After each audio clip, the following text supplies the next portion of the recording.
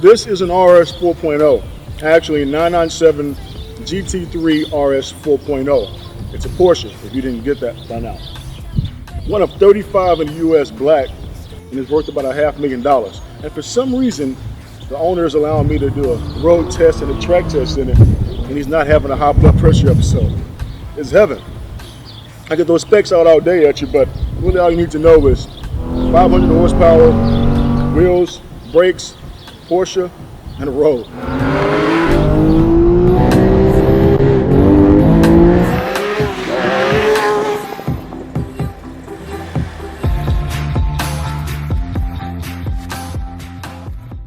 First thing is that these are the previous carbon fiber buckets in the 997s, obviously. These are different from the new ones on the Cayman GT4 and the 991 GT3 RS and GT3. But I like these better, and maybe it's because I'm fat. I mean, these are wider in the hip area. Maybe that's what it is, but these are already much more comfortable than the ones in the new Porsche series cars. So when somebody gives you the keys to a 1 of 600 production in the world automobile, limited edition Porsche that's worth $500,000, you tend to think a bit differently. I'm happy, I'm excited, but I'm a little nerve-wracked because I know I can't buy no $500,000 car. I'm just not there yet, real talk. But at the same time, I really want to wreak havoc on the road right now. A quick bit of history. GT3s have been here since the 996, although Porsche's made special cars before that. But the 997 GT3 was released as a 2007 model. So you had the Mark I as a 2007 and 2008 model. So then you had the Mark II models in 2010, 2011, and that was the GT3 and GT3 RS. But of course, Porsche has to up the ante. They have to come out with the swan song because the 991 GT3 was announced. They were going to PDK, and they had to come out with the last special monster GT3. So this was the swan song for the naturally aspirated Metzger engine in a road application. And this is what you got, the 997 Mark II GT3 RS 4.0. And so this is the only 997 GT3 with a 4.0 liter engine. That's it. This is a homologation vehicle for the 4-liter Cup car. So this is beyond special. It's the only 4-liter Metzger in a road application that you will ever find, ever. It's just ridiculous how much these appreciated over the past few years. MSRP was around $200,000 in 2011. Here it is 2017, and you can find these things. You can't find them for under $500,000. And if you get a delivery mile car with or paint your sample, you're $800,000. Stupid. Like in a few years, you want to stock? Buy a Porsche like this. This is your stock market. It's just, the market just went apeshit. So the first thing I'm noticing in this automobile over these terrible Houston roads, and Houston is known for just shitty roads, is that it's more comfortable than my Cayman GT4. And I'm a little shocked because I know this has a more aggressive suspension setting. It's for the track and higher spring rate than the Cayman GT4. But I'm assuming this comfort that I'm feeling is a function of the combination of the buckets and my comfort in the buckets, as well as the rear engine layout versus the mid-engine layout. And I'm assuming with the mid-engine layout, the force and the engine mounts are working closer to me. So I'm getting a more extreme version of that energy versus this. The engine's all the way in the back, so the absorption is further away from me and less energy is transferred to me. That's the only thing I can think of why I'm feeling more confident in this automobile. But this track tuned focus monster car feels good on the road, and I'm totally shocked. It actually may feel a little bit better than my old 997 GT3. Actually, I know it feels better than my 997 GT3. I am ecstatic. I can drive to Mexico in this style. Actually, I'm not going to drive to Mexico. I'm not going to do that. And these gear shifts, these manual transmissions are very different from the current manual transmission in the current Porsches. I'm sure even the 911R, the Cayman GT4, these are much more mechanical. You feel like you are putting the gear in place, like you picking it up, plop in place. That's what this feels like. As much as I love the PDK on the 991 GT3 RS, on the road, give me the manual.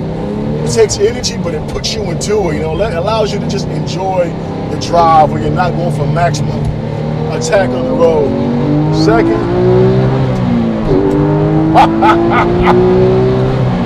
oh, This lightweight flywheel is special, and this thing revs like nothing. I mean, it's immediate.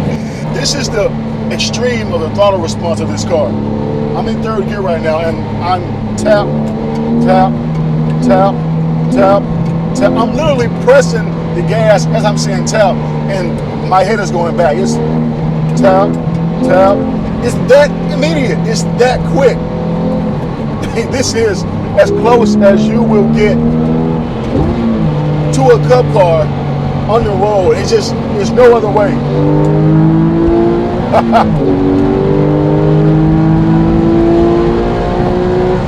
One badass thing about driving this car is that it makes you, although it's not an old vehicle, it's not a classic vehicle, it's not an antique vehicle, when you drive the newer cars, the newer Porsches, newer Ferraris, newer Lamborghinis, and you get back in this, you feel like you've jumped back a few generations. It feels like a time machine because everything is so right here for you. It's so connected and you're so involved in the whole driving experience. And this is why people enjoy manual transmissions and the clutch pedal. You feel like you control the mechanisms and with your hand and feet, and you can make everything move in harmony. And whenever you have that harmony, whenever you make the perfect upshift or the perfect downshift, heel-toe downshift, you feel as though that you've come a long way. You feel as though like, I've succeeded. I can very much see why people enjoy manual transmissions so much and why the market is going crazy again for a manual, because everything is going so automated. Everything is, PDK, DCT, dual clutch, electric motors, and it's all about power and speed and efficiency. And the focus of the driving experience, it's not, sometimes you feel as though they're not focusing on it.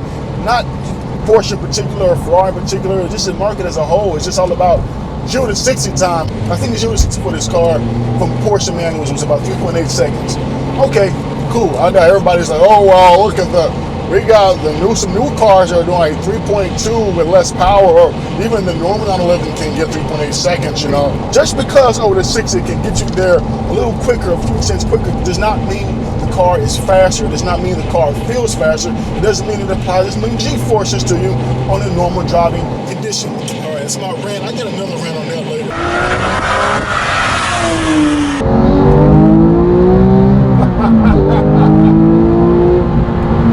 Woo!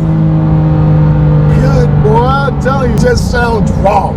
If you ever wanted to listen, if you ever wanted to hear physics, if you ever wanted to hear dynamics, hear engineering, this is where you do it. This is one of the quintessential automobiles for listening and seeing and experiencing what automotive engineering is really about.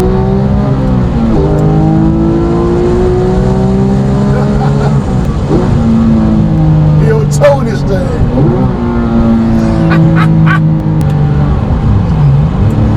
Such a lovely machine. It's so perfect, man. So this is a dream car of mine, and it's still a dream car of mine. They say, oh, the expectations are high. It lives up to every expectation I ever wanted from it. I want this car. I want it yesterday. I want it now. I need it.